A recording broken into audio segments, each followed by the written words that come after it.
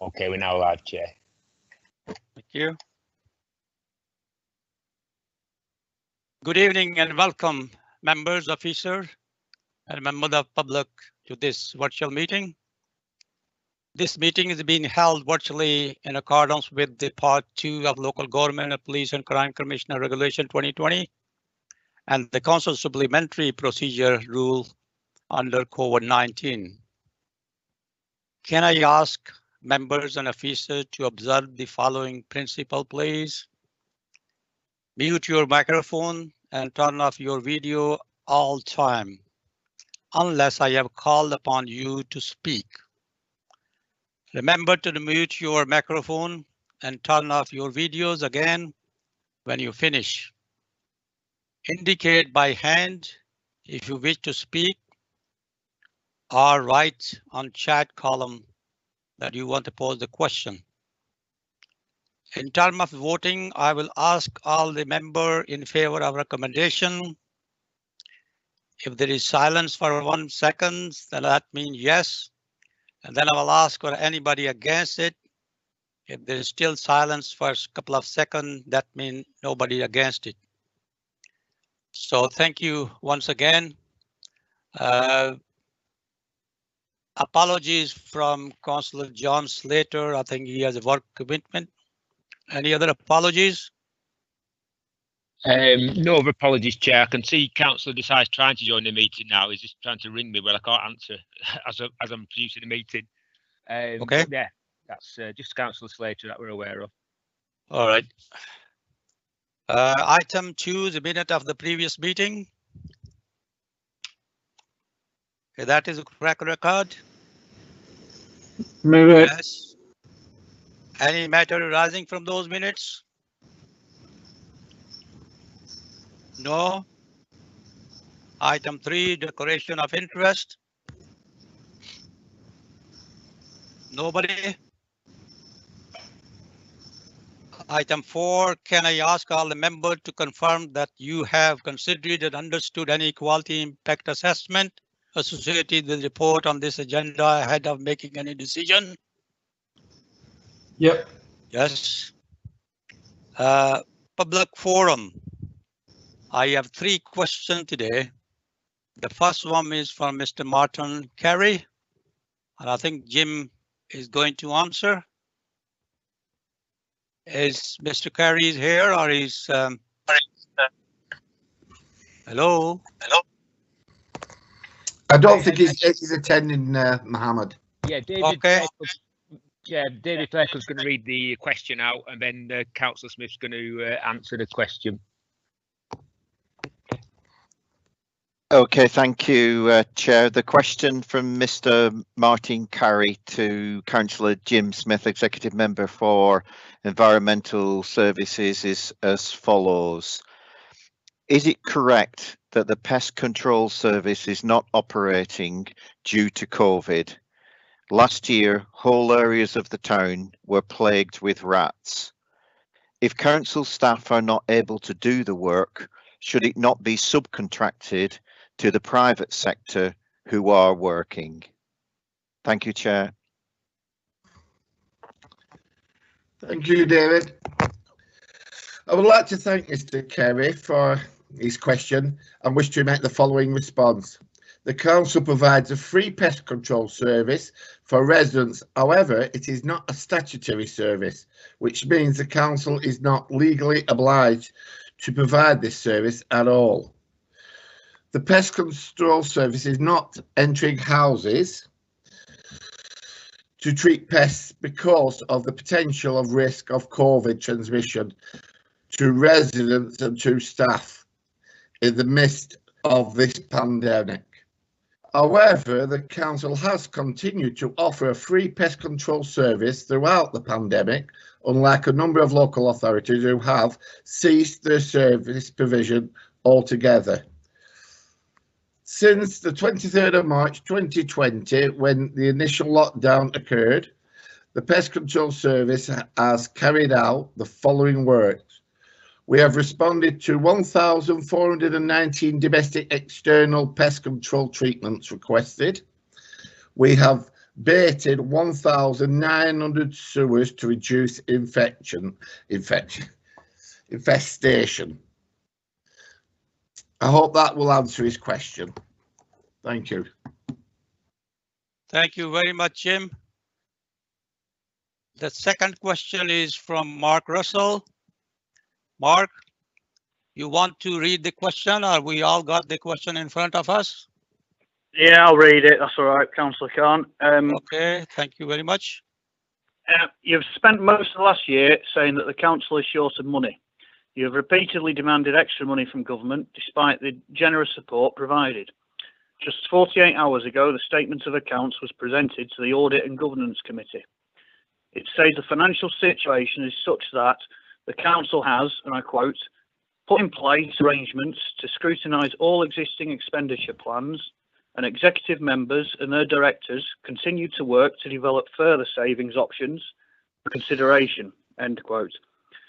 There is no guarantee that any savings will not result in reduced services for the taxpayer. But at a time when the council is apparently trying to identify savings, taxpayer to gift to council employees. This council appears to have forgotten that it exists to serve the public and not vice versa. Will you rethink your unnecessary decision, given that the statement of accounts says you should be trying to identify savings?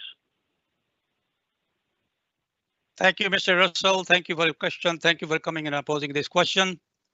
I have a long answer, but I will try to make it short as possible if I can. It's a big story. To me, I think it is right and proper that we recognize the hard work and dedication of council staff. We are a crucial public services and take our local leadership role very seriously. Never has this been demonstrated more than during this pandemic. Our already fragile services, starved for government funding cut for last 10 years. We have been a high demand and staff has been taken in many new responsibility at short notice at the time when we were already facing a significant challenges to deliver essential services. Supporting the most vulnerable people have looked to the council for help and we have not let them down. I make no apology for the need to look after our workforce in order for them to be able to look after our residents. They are brilliant and they should never be overlooked for the service they provide. And more than 70% of our workforce is living in Blackburn and Darwin. So we are talking about people living in our street. Since March last year, staff right across the council have gone above behind in support of the people of Blackburn and Darwin, with many untold hours additional to their normal working flexibility of approach and supporting of a community at the time when it was most in need and suffering more because of this terrible virus.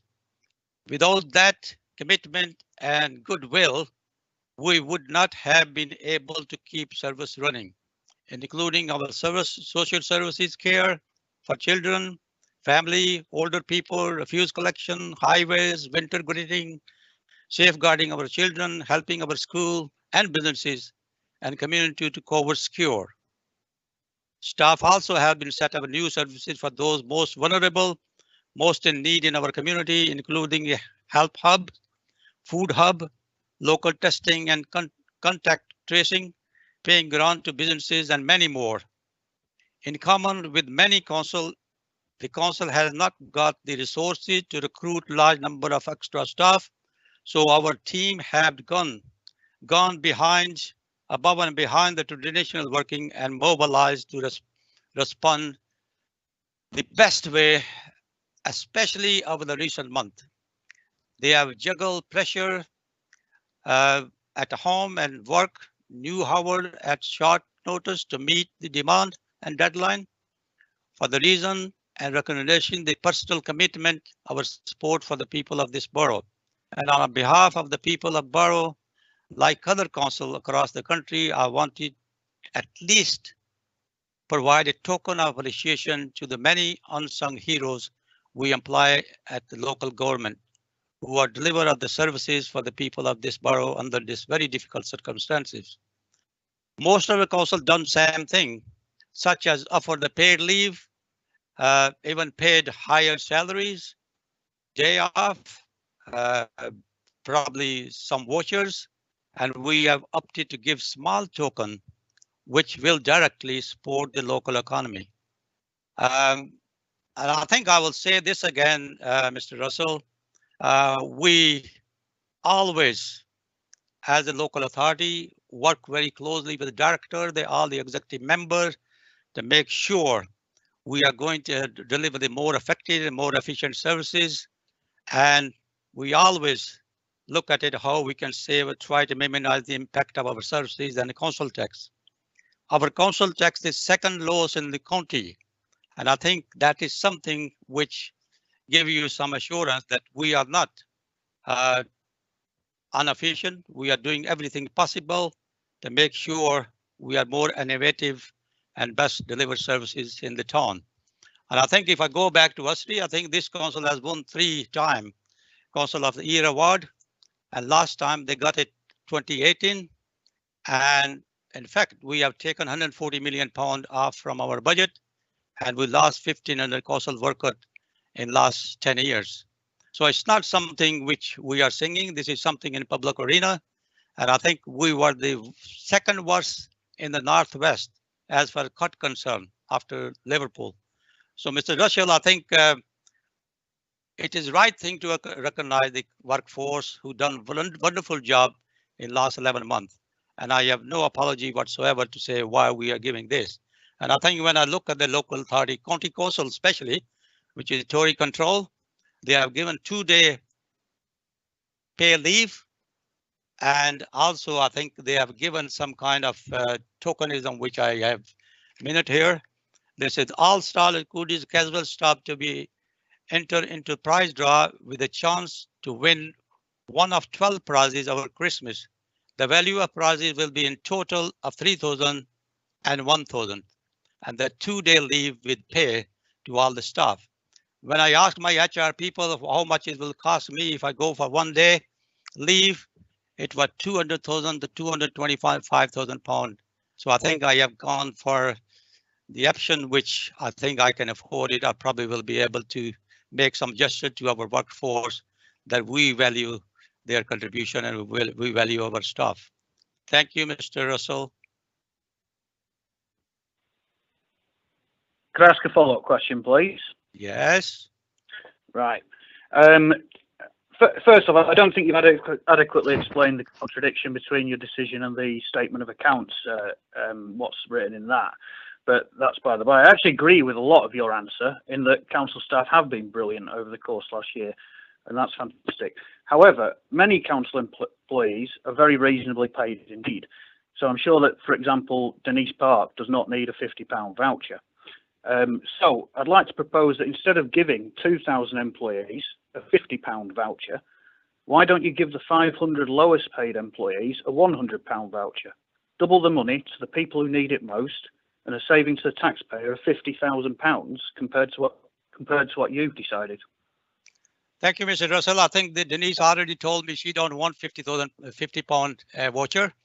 There are another number of other people, they have a choice. And also, I think we are asked them if they don't want it, they can donate to charity and here in Blackburn, Darwin, Food Bank and anywhere else. So I think it's not fair when we are saying that try to find the people who done a great job. I think it's the whole council working together as one unit to make sure they are delivering the best services. Okay, thanks, Councillor Khan. I think you should give more money to the lowest paid, but that's just Thank you very much, Mr. Russell. Thank you for coming and asking me a question. Thank you very much. Thanks. Right. Next is question from Youth MPs. Mohammed, Zora? Yeah, I'll go first. I'm Zara Hyatt, the Blackburn Darwin Youth MP. For the past couple of months, there's been further change to the lives of young people. From the beginning of the year, it started with the uncertainty around the return to schools. 1 minute we were planning and preparing to go back, and the next minute we were told to stay at home. On a personal level, I had spent the entire Christmas. Oh my gosh, I've just started talking and it was a question.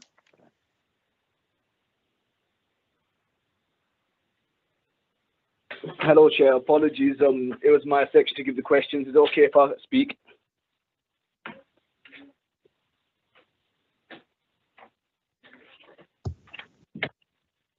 Go ahead, Mohammed. Thank you. So question one, following on from a question we asked last year at the beginning of the pandemic on mental health, please could you provide us with data to show the impact COVID has had on young people's mental health and how many young people have accessed these services since last March? How do these, and secondly, how do these services ensure that the information is reaching children and young people throughout the borough? What communication methods are they using, and do they feel that these are the most efficient ways? Thank you, Chair.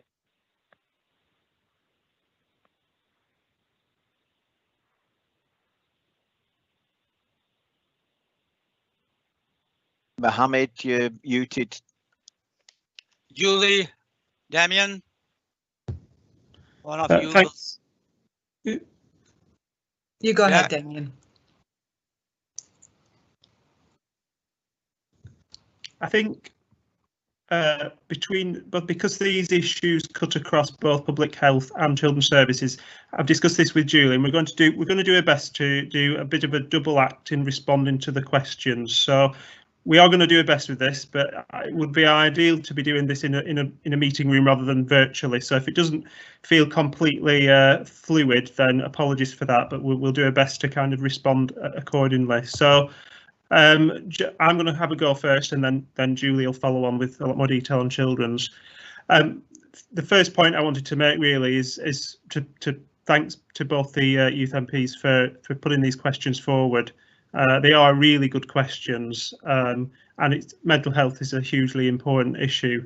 And I think it's almost 12 months now we've been under the grip of this pandemic, and the wider mental health impacts are just absolutely huge range of factors: isolation, the kind of scary stories we read in the media and we see on the news, fears of family illness, misinformation on social media, and the risks of being in some family situations that could be dangerous as well. So that's inevitably going to have contributed to increased mental health issues across all age groups. And as well, I think in part of the introduction to this, school was mentioned, and with many young people ordinarily gaining mental health support whilst at school, how we tackle this in a pandemic in this way is a huge challenge in itself. So it is a big challenge. We had a little advance notice of the questions, quite kind of notice yesterday. So we have been in touch with officers just to get a kind of reminder of what is happening across council and wider. So I've got some commentary. Although it's fair to say I think we're working through the data, and it is a fast changing situation. Even though the pandemic has now been kind of ongoing for so long, things do change from day to day, and we've been in and out of lockdown over months. So it's a continually changing situation. So we have approached others for data. We've not had all the data back as yet. We approached the CCG Commissioner on Children's Mental Health and haven't had detailed response back from that. We do have some figures in terms of infections and things like that. So I'm just going to talk through a few of these. I think after the meeting, we'd be happy as well, both myself and Julie, to talk with the youth MP and deputies and to share other reports as well. I know Julie's got some detailed reports, but just to give you a few headline figures that might just help illustrate where kind of the young community is. The last count, that's a full year, which is 2019-20, there were 42,422 children and young people in the borough up to the age of 19. And that equates to just over 28% of the population. Since the start of the pandemic and up to the 21st of December, there had been 1,892 positive COVID cases in children and young people up to the age of 19. So in simple terms, that's around about 4.5%. And that itself sounds like quite a small number. But if you consider, of course, the fact that for each young person that contracts the virus, if that young person is in school, then their bubble has to self-isolate. So really, depending on how each school has arranged its bubbles, that could be anything from a few children to a class to even a whole year group forced to homeschool for a 2-week period. The potential mental health consequences of this kind of disruption can be clearly identified. And of course, it is also possible that the real infection rate is actually quite a lot higher, because as it's been acknowledged, young children particularly are far more likely to be asymptomatic. In terms of the cases that have actually been diagnosed, though, 43%, so that's almost half, were teenagers in the age group between 15 and 19. And there was a significant rise after the start of the September term. So although in some quarters there was suggestion that schools weren't necessarily a source of COVID infection, the actual rates did increase after the school term started in the autumn. So we would probably suggest there is a link there. The actual figures in terms of approaches and referrals, some of the figures we've got in terms of percentages, not physical numbers, but it's expected that as an integrated care system, so that's the kind of care service for the whole of Lancashire and South Cumbria, the demand for mental health services for children will have increased by 74%. So that's a 3/4 increase over the past year, a very significant increase. And some of the kind of areas that which you'd expect have arisen are things like isolation from friends, learning from home, worries that family and friends become infected, some of the things that I've mentioned. And in Blackburn with Darwin, we have seen an increase in the number of particularly teenage girls admitted to hospital for assessment due to significant dip in their mental health. With referrals to child and adult mental health services, that's CAMS, up by 60%. Again, that's almost 2/3 of an increase in referrals. So they're big increases. I don't think they're all that surprising, those increases, because it's inevitable that people's mental health has been affected, and it's across the community. Over a longer period, the CCG, the Clinical Commissioning Group that covers Blackburn with Darwin, and NHS England have provided the council with additional resources to meet the mental health needs of children and young people in the borough. That's over a wider period. And these additional resources were actually secured prior to the pandemic and have been kept under review through the SEND, the Special Education Needs and Disabilities Partnership Board. The increase of the commission in the child and adult mental health services came as a result of feedback from young people and their families. So that's that young people directly involved in that kind of work.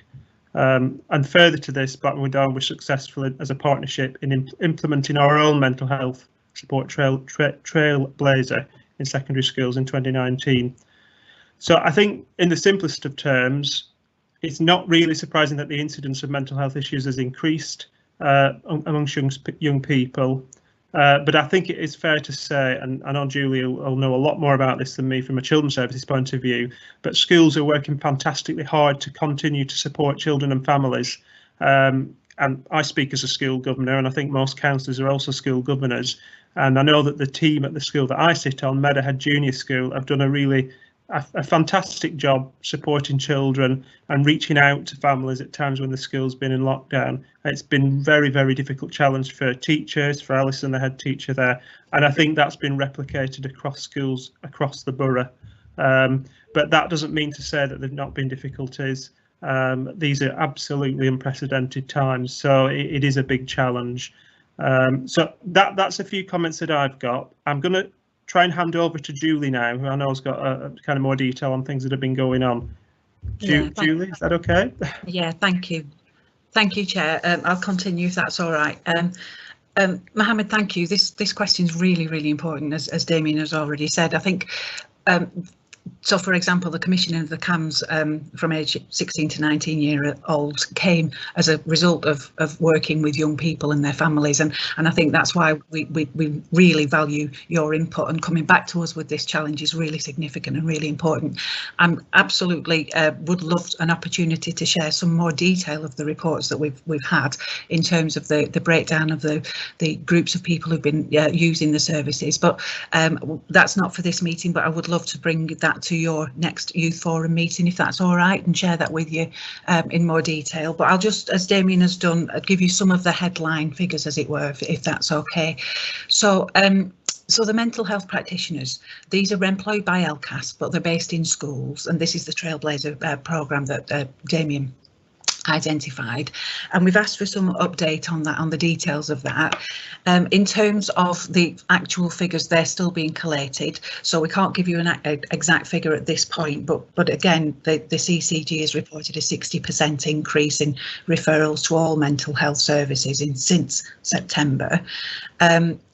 And in terms of how that message is communicated about the Trailblazer programme, traditionally it's been through schools, and when we talk about COOTH in a minute, you'll see that, but for both of those services, it's the schools that have been the key disseminator of knowledge and information about those services. So it is important that we are reflexive and try to accommodate the fact that not as many people are actually in school now. So so the Trailblazer, for example, has started using more flexible ways of working.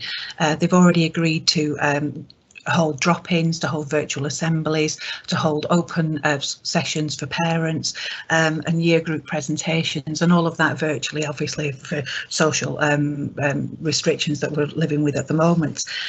In terms of the COOTH programme, you'll know about the COOTH, we've mentioned it before, but it's the online counselling service that's available to all our children and young people in the borough aged between 10 and 25. And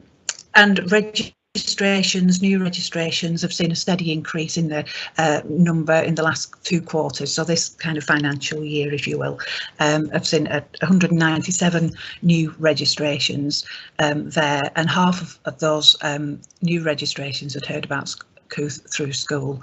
And the telling bit for me is the age group of the most popular age group of users is between the ages of 13 and 16. So I think that's a really important, it tells us a lot that there's a link here with education, particularly secondary education. They talk about the themes that they've seen, the common themes that that you'll be more than familiar with, I'm sure, from your consultations with your peers, in terms of loneliness and the sense and feeling of isolation, friendship issues, worsening mental health, poor sleep, anxieties related to education. There was a drop of a kind of a reduction of anxiety, as you might expect at the start of the summer holidays, but of course as exams and exam results last year raised much more stress in young people, so of course contacts increased there. This they put down to inconsistent messaging and uncertainty from the government, specifically around A-level and GCSE results, and this led then to a marked increase in the service demand. And users disclosing high levels of distress, not just a little worry, but quite significant distress. Also, this is compounded by the return to full-time education for all young people in September. And unfortunately, since schools returned, we have seen week by week more and more of our young people having to self-isolate and go back to online learning and home learning as a result of, as Damien's already said, of bubble closures. Many school-aged users currently and recently have had to self-isolate. That's something you're probably familiar with, due to positive tests. Children as young as 10 reporting a positive test themselves. We've continued to value COOTH and the support that they offer, and in terms of how they're promoting their service, which relates to your second part of your question, doesn't it, Mohammed? It's actively promoted via social media, so Instagram, those kind of things, via schools bulletins, via awareness trainings for local partners as well as for school staff. School assemblies, again, live forums, staff training, online training, so lots of virtual activity, and they are flexible in terms of how they're meeting the specific needs of schools and settings. But they've also said they'd really like to work with youth MPs on to see how to promote and use the site in a way that can be improved for young people. And I'm really pleased about that, because there's a hope, you know, that's how we take direction from you young people, isn't it? That's how we hope to shape our services as best they can be for you. There's no doubt that children and young people's mental health, emotional health and well-being has been impacted by the pandemic. But we have robust partnerships in place to make sure that we'll continue to reach out and to support you and all of those young people in our borough who need our help and protection. So again, thank you very much for the question. We would like to meet up with you again to go into a bit more detail and to really get some ideas from you about how best to communicate these offers. Thank you. Thank you, Julie. Mohammed, Zaira, are you okay with answers? Yeah, thank you. Thank you for that. Thank you for that update, Councillor Julie and Councillor Damien. And hopefully we can look at this in the future as well. Thank you, Chair. Thank you. Okay, thank you very much. So there's no question for non-executive members. So item 7 is. Chair, I think Zara wanted to give an update. Yeah, that I'm going for youth MP update. Yeah, I think she wants to give an actual update though. That was the questions. All right. Okay. Okay. Right. Zara. Yes. So thank you both so much for your responses, and I think Liz will arrange a meeting very soon. So the past couple of months have introduced further change to the lives of young people. The beginning of the year started with the uncertainty around the return to schools. 1 minute we were planning and preparing to go back, and the next minute we were told to stay at home. On a personal level, I had spent the entire Christmas holidays preparing for mock exams and working with a mindset of having a goal that has to be achieved. The announcement that major exams were to be cancelled did not come as a relief to many people who had worked hard in order to achieve success.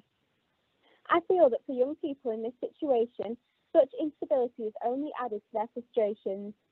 More importantly, a huge contributory factor to the ever-worsening mental health of young people. At the same time, we have encouraged people to view the situation as being out of our control, and therefore very little can be done about it. From my own experience, I have realised that adopting this approach has certainly helped me to put my own stresses and worries about exams into perspective. We are all in this together. The recent good news about the vaccinations for coronavirus has given us a light at the end of the tunnel. This is well recognised through the forum, where there has been lots of healthy discussions online and great positivity from the young people. We have also recently seen a lot more people join and contribute to discussions energetically. The forum has now grown into a family supporting one another. From my own point of view, I want to help, even in a small way, with this mammoth vaccination project. I was lucky enough to be able to volunteer at my mum's surgery and book patients into the vaccination clinics. This also gave me an insight into just how pressurised general practice and indeed the whole of the NHS is. Despite this, I was also able to appreciate just how resilient they are. Recently, we felt we needed to drive home the stay-at-home message, and I was asked to do a video highlighting the national message and the implications of not abiding by this. In this video, I was able to share my own experiences, and it was very well received on social media, even internationally. Finally, I have contributed to the local plan, and this will again be available on social media when ready. This is to encourage young people who live in the borough to have their say. I will now pass on to Mohammed Batu. Good evening. My name is Mohammed Batu and I'm the Deputy Youth MP for Blackburn and Darwen. Over the past couple of weeks, the forum has collectively been working on increasing our outreach for young people. We began by discussing in our forum meeting the most efficient way to distribute information to young people that would keep them up to date with forum activity and the work that youth MPs are doing. We were planning on sending fortnightly updates to schools within the borough with our details and an overview of our projects/completed tasks before the lockdown. Myself and Zara have been attending the weekly National Young Inspectors Programme, preparing for one of our first inspections of the British Youth Council Select Committee. I've also been attending the Lancashire Police Youth Commission meetings, providing feedback and information on the best ways to deal with certain issues young people are facing, especially during lockdown and the COVID-19 pandemic. Due to the recent lockdown announcement, mental health issues amongst young people have become prevalent once again due to the lack of clarity and concrete information. The forum has been working diligently to find solutions and strategies to support young people whilst at home, and most importantly, collect their views, opinions, and feedback. While myself and Zara will bring forward, to be considered and hopefully acted upon. As youth MPs and forum members, we are going to be working diligently to ensure we fulfil our role and promise to our peers across the borough, to ensure their voices are heard and the necessary support needed is highlighted by us on behalf of them. Many young people feel like they have been let down and have been left in the dark with recent announcements and lack of information. This has led to many serious mental health issues and conversations amongst young people across the borough becoming prevalent immediately after the announcement and as the days have progressed. Sorry. Which leads me on to the questions I have thank you, Chair. I'll finish my update. Thank you very much. Anything else? Yes, can I just say something, Councillor Khan, please? Yes, Phil. I just really like to thank Zara for her contribution to the publicity surrounding our draft local plan. It was a great idea to involve her because this particular local plan stretches through to, I think, 2037. And clearly it's all about the future of the town, and it was really important, and it was really helpful that she agreed to say some of the words in the promotional video that we put on, because the future of the town is there for young people, and we want to make sure that what it does do is it reflects their aspirations and how they want to see Blackburn growing, and how we encourage them to stay and to put their contributions into the town's future. So thank you, Zara. Thank you for your help. Great. Anybody else? Chair, can I ask a question? Thanks. Yeah, I'd echo the points Phil's made, and from the updates from Zara and Mohammed, you're doing some excellent work. It's really fantastic, particularly in the circumstances which are very, very difficult, and obviously we're all having to adapt at the moment.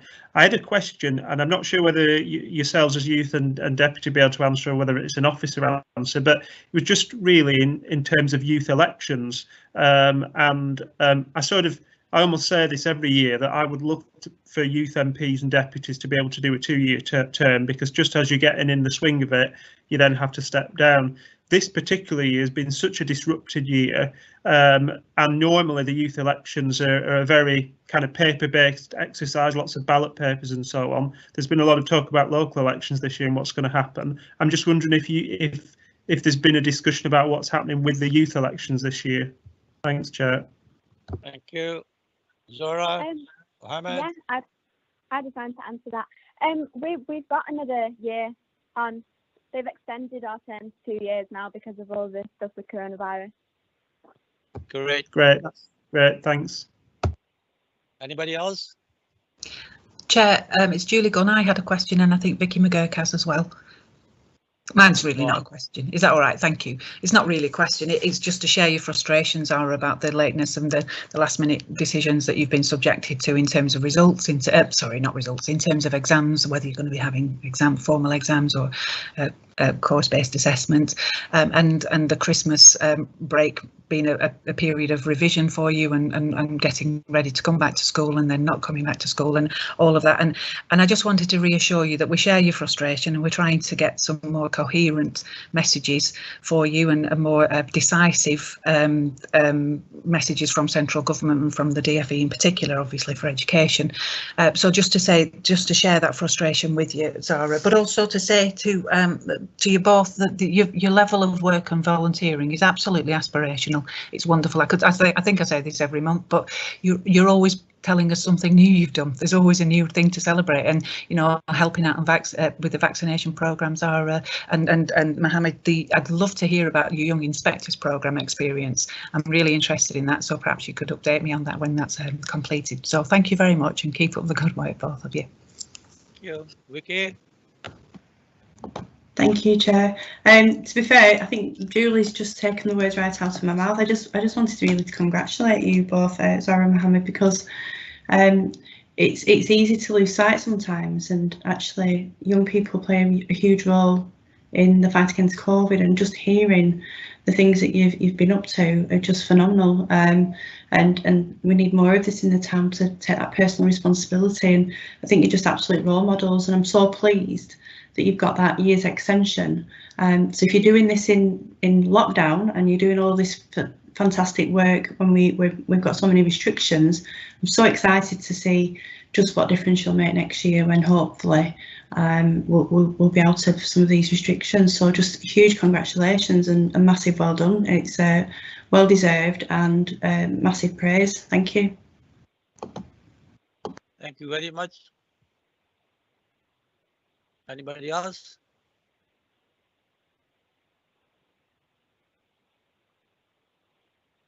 No. Thank you, Zara, Mohammed, Babu. I think it's wonderful. Please try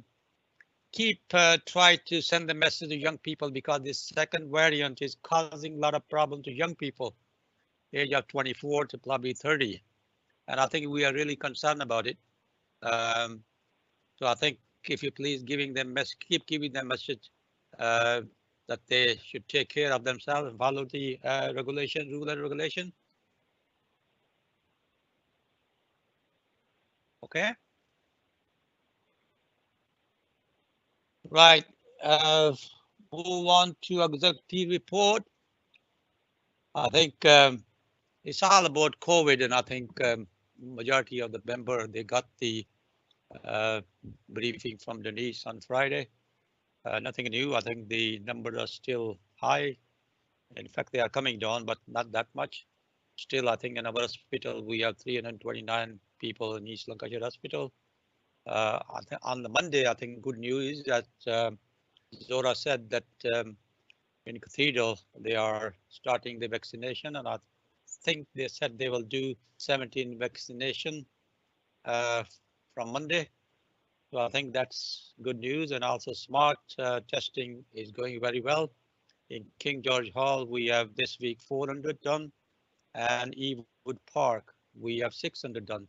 But sincere thanks to Ewood Park people. They have given the place for people to be more tested. So I think we have our leisure staff. I think we probably train about 14 people so far who will be able to do the injection, and also other 10 people are lined up who are going to be trained next week to make sure they will be able to do the job. And I think all in all, I think the council is doing a great job. They have given substantial amount of money to the new grant to the businesses in the past, and also from November, they've given £1.5 million. So all in all, I think things are moving in the right direction. They just pray that hope vaccination, as government is saying 2 million a week, that probably will going to work. I hope so, but it's very ambitious number, and I hope they will be able to do it. So I don't have anything else to report. Anybody else? Question, comments? No? Can I move to adult social and prevention? Mustafa has nothing to report. So move on to children and young people. Julie? Thanks, Chair. Nothing to report really this time. Thank you. Environment services? Nothing to report, Chair, this month. Thank you. Public health and well-being? Nothing to report, Chair. Thank you. Digital and customer services? Nothing to report, Chair. Item 8.1, growth and development. Phil, community purchase in Griffin, which compulsory purchase in Griffin. Yeah, that's correct. I just briefly, colleagues will know the amount of work that has gone on into trying to get the Griffin area ready for house building.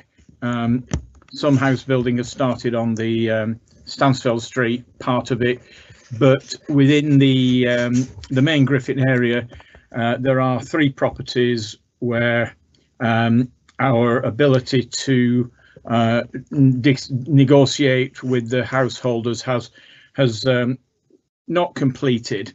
So as an exercise really of putting some preparatory safeguards in place, we want to move that we start the compulsory purchase programme. That doesn't mean to say that's what we will do. We will still hope to come to an agreement, a voluntary agreement with the householders, but we have to do something which will ultimately bring that site into availability for house development. There's too much dependent on it, so that's what it is. We need to do this now because obviously it could have a long time frame before it reaches a conclusion. So move the report. Thank you. Move and second. Any I question, second that. comment? Question, comment? No? Just to, well, I certainly second the report. I mean, these properties, although they're now in Blackburn Central Ward, they were in Mill Hill for a long time, and those of us who were Mill Hill councillors have been in endless meetings and discussions over the years about this area and these properties. So I absolutely support moving forward in. If compulsory purchase is necessary, then it's necessary. But all the residents in that area, and it does border on Mill Hill and Moorgate, want to see this site developed. We want to see some nice housing in the area. It's blighted at the moment with fly tipping and all sorts. So I very much support this report. Thanks, Chair. Thank you. Anybody else? Any question, comments? No? All in favour of the recommendation? Yes. Is passed. Thank you. And we move on to item finance and governance 9, corporate finance. Julie, Jack, Vicky. I've nothing to report on the finance, but Julie's going to give the report, the next report. Thank you. Okay, thanks. Corporate issues, nothing. 9.1 school capital program. Julie. Yeah, thank you, Chair. So we're coming to board asking that you approve the following financial variations that are outlined on the report. So these will be contributions from the basic need funding, and it's to help with our extended provision and the increasing demand for school places at all age groups, from primary school straight through to secondary school, and indeed from early years as well. So you'll see that they relate to Lanark Primary School, Community Primary School Extension, the planned relocation for Longshore Nursery School, and the school's basic needs funding to help support the move of Cross Hill School to the Sunnyhurst Centre in Darwen. The information is in the report, the rationale is in the report, but I will take any questions if there are any. Thank you, Chair. Thank you very much. Any question, comment to Julie? No? All in favour of recommendation? Yes. Carried. Item 10, matter referred to executive board. Nothing. There's no part 2, Phil.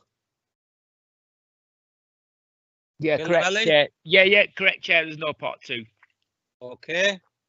So thank you very much, everybody, for attending this meeting, and good evening.